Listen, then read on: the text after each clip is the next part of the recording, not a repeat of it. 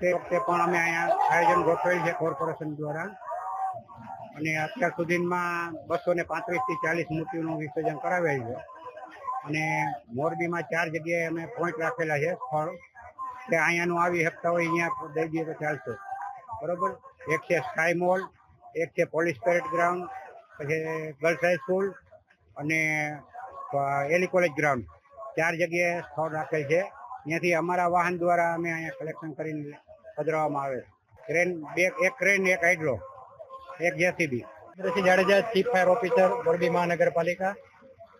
આપણે જે વિસર્જન સ્થળ છે અત્યારે શોભેશ્વર રોડ, ત્યાં આગળ 3જો દિવસ, 5મો, 7મો, 9મો અને 11મો આમ દરેક જે દિવસો છે ત્યારે વિસર્જન સ્થળ ફિક્સ કરેલ છે અને હાલે આપણે 240 જેવી મૂર્તિઓનું વિસર્જન કરેલ છે.